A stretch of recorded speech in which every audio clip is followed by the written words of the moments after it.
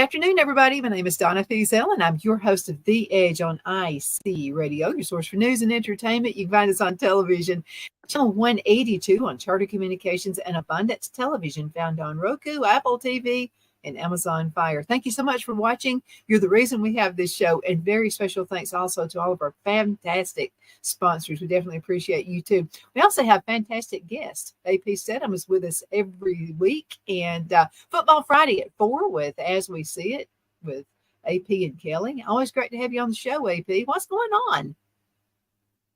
Hey, Donna, we have little college football begins this weekend. Yes. And for the SEC, it's Hawaii. Yeah, Hawaii comes in from the island to visit Vanderbilt in Nashville to open up the season. Yeah, well, were they at Maui with all the fires and everything, or do you have any idea? No, I believe that's in Honolulu. That the university, the University of Hawaii is in Honolulu. They have branches across the various islands, but the main island of Honolulu, Oahu Beach, and all those. I think it's Waikiki and all that. That's in Honolulu. So, yeah, fortunately, they weren't on that. Weren't on Maui. Phil and I got to go to the big island, Kona, a few years ago. And man, it wasn't as beautiful as the other islands, but it was still beautiful. I mean, it was just gorgeous. Yeah, I have yet to visit Hawaii, Don. I've been on radio in Hawaii and TV, so I've got to change that. Yeah, you got to go. I've got to physically visit Hawaii. Game. So what's going on with the game? What do you think is going to happen? Yeah, last year, Vanderbilt visited Hawaii and they beat them. They scored about 50 points against the Rainbows. And but this year, last year they had Mike Wright. He since transferred the quarterback from Vanderbilt. He was one of the quarterbacks. He transferred to Mississippi State, so he'll be in a backup role with Will Rogers down there. And he's a dual threat quarterback. But yeah, I think this is a big game for Vanderbilt because these first 3 or 4 games, if they can get off to a 4-0 start, Vanderbilt is trying to reach that bowl level of 6 wins. So this is very important for them. They're hosting Hawaii, so they should win this ball game. And it's Saturday. There's a handful of games on Saturday. It's a little bit over half a dozen, I think. I think it's under a dozen FBS games, but they are being played. This is called week. I don't know why they call this time. They call it week 0. Week 0. Next week is actually week 1, but they call it week 0. Mm-hmm. Yeah, we don't know why they do that. I guess it's to lead you up to the expectation of how great it's going to be. Yeah. Yeah, I don't know why. I got to find that out. It's always puzzling to me, week 0, because this is the first week. Why didn't you just call it week 1? But I guess because only a handful of teams begin the season August 26th. Mm-hmm. Now, there are preseason games. Do those really count, though? Or is it just a way to kind of get everybody? Yeah, Donna, the preseason games are limited to the NFL. They used to have, Donna, you won't believe this, years ago, the NFL would have 6 preseason games. If you imagine 6 weeks of football before you even played a game that counted, they used to have 6 preseason games in the NFL many, many years ago. Now I think it's just the 3. They're limited to 3 because they have so many games now. They have 17, 18 regular season games. Used to be 12 games down to 14 games. Now it's 17, 18 for the regular season. So they cut down on the preseason games because it's just too tough on everybody's body. But they do have some scrimmages. Teams, sometimes if you're playing a preseason game against a team, they'll practice against each other during the week. They'll actually travel from one city to the host city, practice all week, and then play the preseason game. So you'll see a lot of the starters in the scrimmage during the week and the practices, but the starters won't participate on the weekends. They'll have the people trying to make the team. But in college football, Donna, they don't have the preseason game. But Donna, they do have some scrimmages in basketball. They kind of implemented that a few years ago, where they'll have a scrimmage against somebody, and that's sometimes those are closed or not open to the public. So I kind of like the fact that you scrimmage in basketball. Football, it's such a physical game, Donna, and it's 12 games long at the FBS level. Then you play the league championship, that's 13. Maybe in the playoffs, that's 14 and 15 games. That's a lot of games for people 18 to 24 years old. Yeah, I think so too. I mean, you get pretty worn out. So did you do any travels this past week? No travel is suspended. We're getting ready, Donna. My intention was to cover the North Carolina versus South Carolina, but I called an audible, and we're going to be covering the LSU at Florida State neutral site, Orlando, Florida, next Labor Day Sunday night. So that'll be my first venture on the road. And from there on out, Don, I'll be somewhere almost every week, 12, 13 weeks, covering SEC school 99% of the time, one or two games, not connected to the SEC, but they're a contender nationally. I always try to look at a school that potentially could play in the playoffs against an SEC team or in a bowl. So yeah, that's my initial game. And then the second game, Auburn fans will be excited because I'll be traveling to Berkeley, California. Auburn plays California. First time the Auburn Tigers are against the California Bears. It's no Lions, but there's Bears and Tigers in that game. And then after that, I'll be, oh my, right? And then I'll be traveling to Tampa, Florida. It'd be Alabama versus University of South Florida. So those are my first three games. Now, what does Auburn have to do to prepare for this game, in your opinion? Yeah, Auburn, when they're getting ready for the season now, we have a little bit of some quarterback news across the conference. Auburn has named Peyton Thorne, the transfer from Michigan State, to be the starter at the quarterback position. He came in 2 years ago. I think he threw for 29 touchdowns. I think last year 16. So the year before 10-2, last year 5-7 record. So he's looking for new life. And he's hoping that Coach Hugh Freeze can revive his career. And so he's been selected to be the starter at Auburn. So Auburn's going to be a better team, Donna. I think 6 games is realistic with a possibility of 8, which would be an upset or 2. But I think they can get to 6 games in the win column, and that'll be big for them because you'll be bowl eligible. So that'll be an improvement. Go ahead. Well, some of the fans are saying the same thing you are. I know we've got Nick right here who mentioned that he sees, Nick says, it's just a comment. Nick says, I see Auburn being where Tennessee was about 3 years ago. You and I were talking about, man, I think they're upcoming. Yeah, they had some very good transfers, wide receivers, and offensive line. Those are 2 areas that needed an infusion of talent. Yeah. And they certainly landed some good players in the transfer portal. So that will help them. And Auburn, I say that I call them the spoiler team.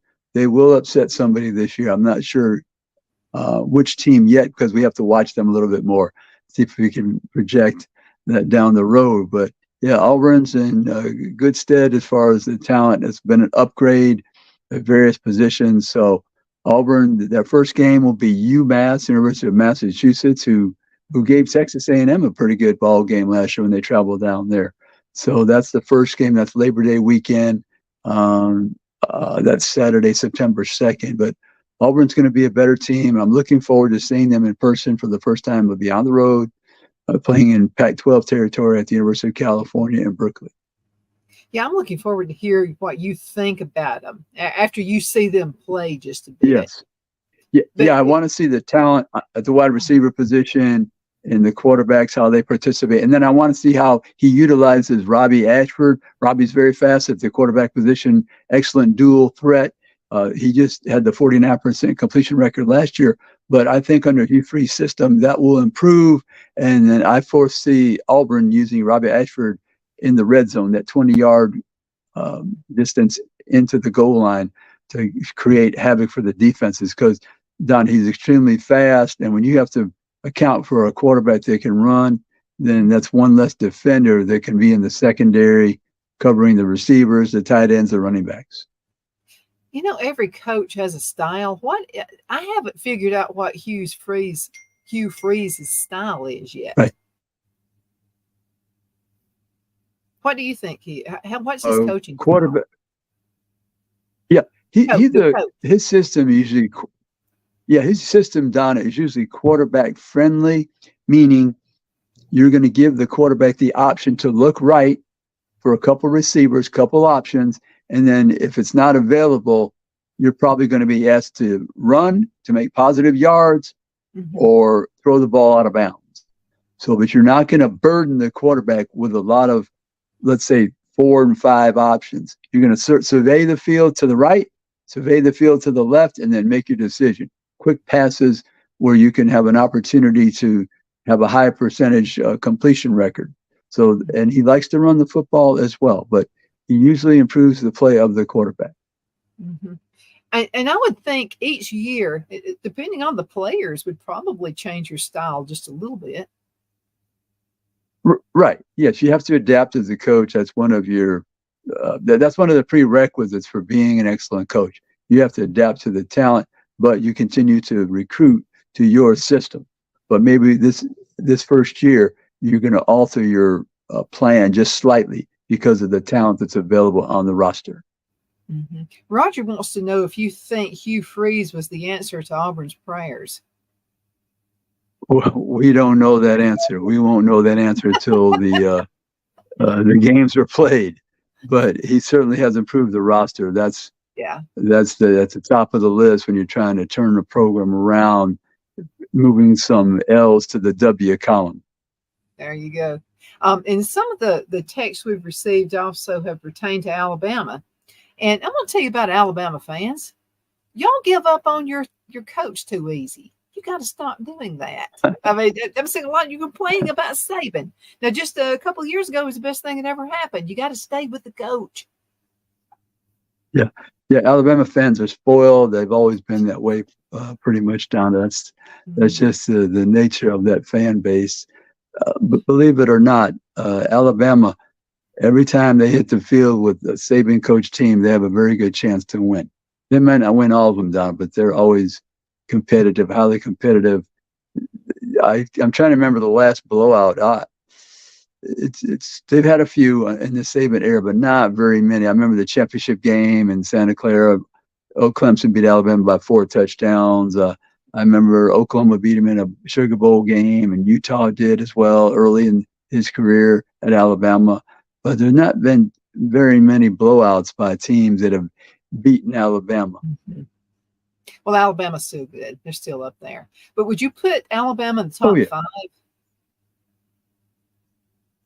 5? Yeah, I'd put them at the bottom 5 at this point, Donna, because we do not know the quarterback situation. And also, I'm a wait and see. I have a wait and see attitude with regards to the receivers, because Alabama, Donna, they had at one point, and I don't know if this will happen again at Alabama or any other school, they had 4 number 1 draft choices all producing at the same time. Not just one young player on the bench saying, "Oh, he became a number 1 draft choice." No, he was good as a freshman. And so they had 3 sophomores and then a freshman that year, Jerry Jeudy, Henry Ruggs III, Devontae Smith, and Jalen Waddle. 4 number 1 draft choices in the NFL. I can't recall a college football team. Somebody could maybe send a note to the show, but all producing at the same time, all number 1 draft choices in the NFL.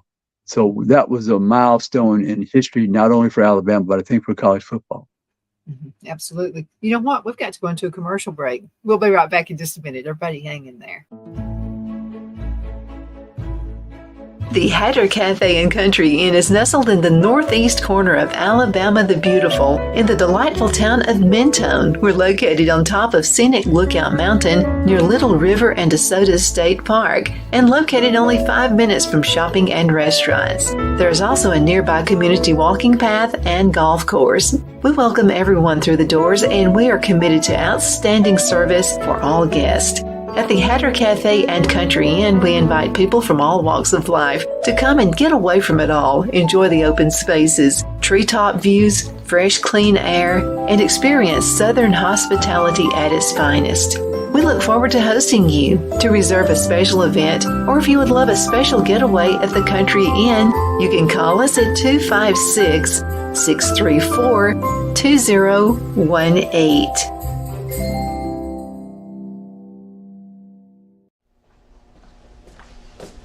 Are you ready? We all wonder what tomorrow will bring, but the future lays itself at the feet of the prepared and surrenders to the will of the persistent. It's not easy, but today shapes you so you can shape tomorrow. With Northeast Alabama Community College, when the future asks if you're ready, you can answer. Yes. Begin your future at Northeast Alabama Community College. The only place I buy my beef is Lone Tree Ranch in Collinsville, Alabama. Their cattle is born and raised on their ranch, grass and grain fed, and you can feel confident when you serve your family and friends because their beef is all natural and no antibiotics or hormones are added. You can buy whole beef or perhaps go in with family or friends and buy half. Their customer service is number one as they take care of the delivery to their local processor and can deliver to your home for a small added fee. They also offer herd replacement heifers. I always call Lone Tree Ranch in Collinsville, Alabama for my beef specialty recipes and cookouts, and you can too. Food shortages are increasing, so buy local by calling 256-523-6462. That's 256-523-6462.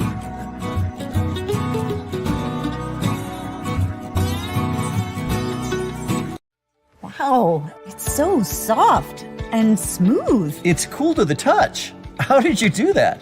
Well, we took MyPillow's patented fill and combined it with this new technology that we didn't have back then when I invented MyPillow to bring you the best pillow in history, MyPillow 2.0.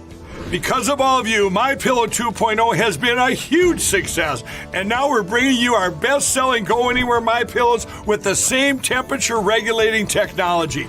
Made with my patented adjustable fill and brand-new cooling fabric, they're truly the next generation of MyPillow. So go to MyPillow.com or call the number on your screen. Use your promo code to save over 60% on our MyPillow 2.0 4-pack special. You'll get 2 MyPillows and 2 Go Anywhere MyPillows. Regular $259.92, now only $99.98. King size just $10 more. This is a limited time offer, so please order now.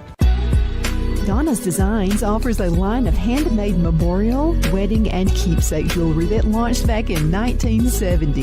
I'm a self-trained jewelry designer, and I will work closely with you to create unique designs you can love and treasure for years to come. Whether that be flowers that were used in a funeral arrangement or stones you found on the beach at a memorable trip, call me at 256-659-4319, and let's think of the possibilities.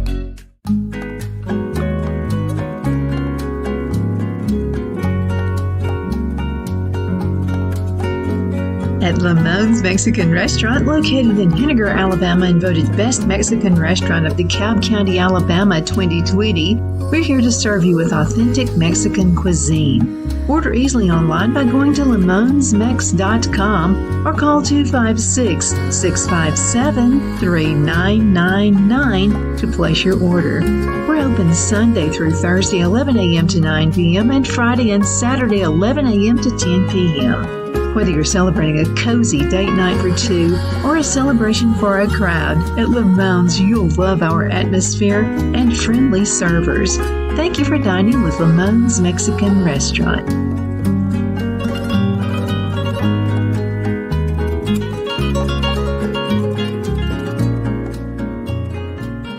Okay, we're back. My name is Donna, and I am your host of The Edge on IC Radio, your source for news and entertainment. You can find us on television, channel 182 on Charter Communications, and syndicated on Abundance Television, found on Roku, Apple TV, and Amazon Fire. I have AP Steadham with us right now. You guys are sending a lot of questions. Quit bashing Saban, guys. Stop it. Okay, he's still a good coach. He really is. The season hasn't even started yet, so give it some time. And it's still up in the top 5. Auburn fans, we're just waiting to kind of like, let's make his thing work. It's right. It's It's getting the top 25. I think they'll have a better team. Yeah, Auburn would be a better team. They're trying to get into the top 25 and become bowl eligible with 6 victories, which I think is very realistic. Mm-hmm. Now let's talk a bit about Tennessee. We got a lot of Tennessee fans on this station. Yeah. There's some interesting brouhaha happening between Virginia, which is the first opponent for Tennessee, and those two teams. Tony Elliott is the head coach of Virginia. Now, when Danny White, the former athletic director of athletics from Central Florida, came to Tennessee, he was on the prowl for a new coach. And one of the coaches he considered was Tony Elliott, who was the offensive coordinator at Clemson at the time. Now, Tony Elliott has been spouting off saying he refused the position. Now, there's a little bit of a recalling of history by Danny White saying, I don't remember offering you the position to be the head coach at Tennessee. I might have interviewed you, but an interview does not constitute an offer. So that's a little bit of a huff and a little bit of a brouhaha going on between Tennessee and Virginia, and they'll face each other the first game in Nashville. Yeah, so that's kind of interesting. But yeah, Tennessee, people are, yeah, a little bit of arrows going back and forth there. But yeah, directors of athletics, they interview coaches all the time. And as Danny White said, just because I interviewed doesn't mean I offered you the position. Now, for coach, and I've seen this happen in the past, a coach will put out a statement saying, well, I'm not going to take the Tennessee position, or I'm not going to take XYZ school position, when they were never offered. They were never offered their position down. They just put that statement out. And so the director of athletics from that school, he or she is left in that position of, should I make a statement or just let it slide? Well, Danny White let it slide when Tony Elliott said it the first time. But when he kept repeating it and putting on social media platforms, he said, okay, I heard enough now. You said it one time, I let it roll, but that's not the case. That's not being totally truthful. Yes, I did interview, but I didn't offer you the position. So that's the stance that both people have taken. So that adds a little heat to this ball game. Mm-hmm. Yeah, and it's a little bit of fun. It's almost like wrestling when you think about it. You know, the wrestling. A little bit, yeah. Little bit of promotion of the game. Maybe make some people buy some tickets, but people are questioning right now Joe Milton III. He's the quarterback, been there 3 years, from the University of Michigan. You know, he lost his position at Michigan, transferred to Tennessee, was starting, lost his position to Hendon Hooker, but now he's ready to take charge. And I think, Donna, he's poised to have a very good year. Some people are still thinking that maybe the sample size that they saw last year when he was inserted to be the starter after Hendon Hooker was injured in the South Carolina game, they're thinking that maybe he might revert back to his old form of not being accurate and grasping the offense. But I think after 3 years, he is ready. He has worked very hard to prove his accuracy and his touch with the football. We know he can throw it a mile, but they don't call a play for a mile very often, Donna. So you need to complete those passes between 20 yards and 40 yards in distance. And you have to have a touch, and you have to show poise in the pocket and be a good leader with your team. So I think Joe Milton III is going to have an excellent year. You know, right now, Georgia's at the top of the podium. And so Yes. Do you think that's going to stand? Oh, yeah. Georgia will be the team to beat because they recruit very well, and Kirby Smart develops talent. And he's got I like a player that transferred there from Missouri, a wide receiver, Lovett. Dominic Lovett. I liked him a lot at Missouri. I think he's really going to help. We had some news at Georgia, Donna. They named the starting quarterback Carson Beck, probably over Brock Vandegraff. So there's a starter that was named at the University of Georgia.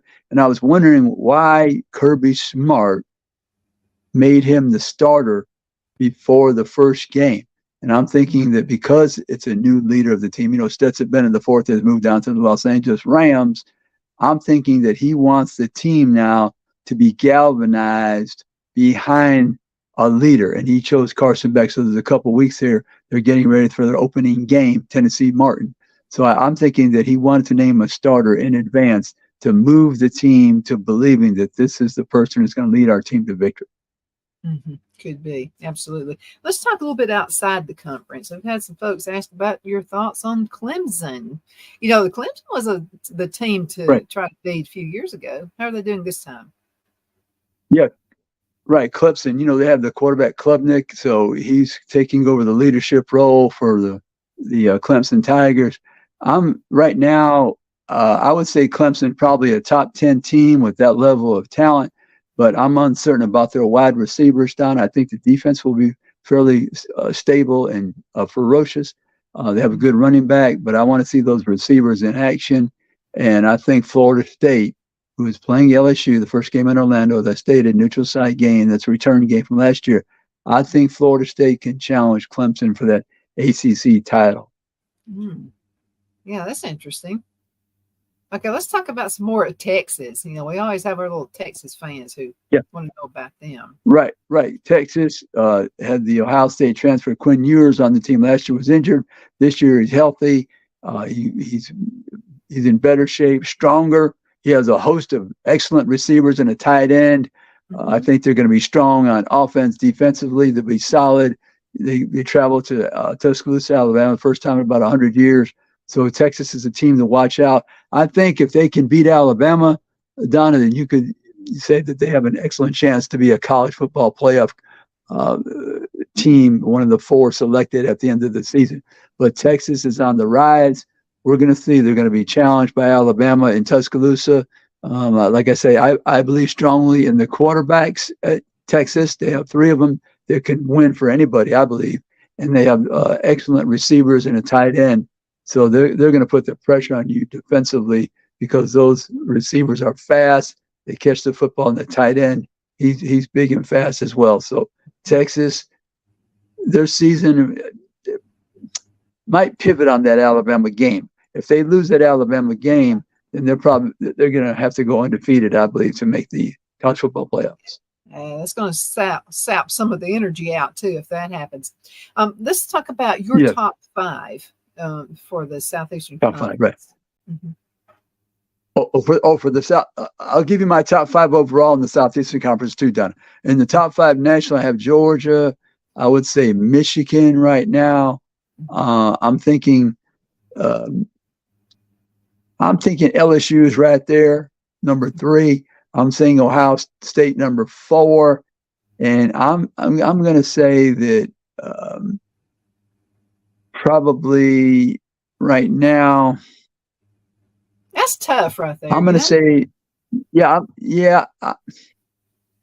going to say USC is going to be better on defense, and they're going to challenge for that 5th position at the moment. I'm saying Alabama could teeter on that position as well.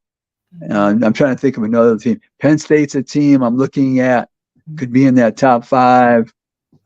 Texas, we know. So those are the teams. And then Tennessee, right? If Tennessee can beat Alabama and they host Georgia this year in November, Tennessee's one of those teams could be a top 5. But there's several at that number 5 position, Donna, that I'm looking at right now. Clemson and Florida State as well. So they're all mixed together in my mind. Then the top 5 in the SEC, you have to Georgia number 1, LSU number 2. I would say Alabama number 3. I'm going to say Tennessee number 4 at this moment because Tennessee has to travel to Alabama. That's why I put Alabama ahead of them at this point. And then number 5 in the conference, I would say I'm going to say Kentucky's got a good chance to be top 5 in the conference. Yeah, I think so too. About 30 seconds left. Who's going to be your next guest? Oh, yeah. Don, I just want to say the past week, all the Tennessee fans, we have Bob Kessling, the voice of the Tennessee Volunteers, was a guest on our show last week. So they can listen to that on our Facebook page, AP and Kelly As We See It. The archive is there. And plus, we have the voice of the LSU Tigers, Chris Blair. So this week, Donna, we're going to have the voice of Florida State because we're going to preview that important game between the ACC and the SEC. LSU travels to Orlando to play Florida State. So we have the voice of Florida State. And then we're trying to get a guest involving the Hawaii and the Vanderbilt game, trying to get somebody from Hawaii. That'd be interesting. Remember, Football Friday at 4 right here on this station. 4 p.m. Thank you so much for being on the show today. It's always a pleasure. Time flies. Thank you, Donna. Bye-bye.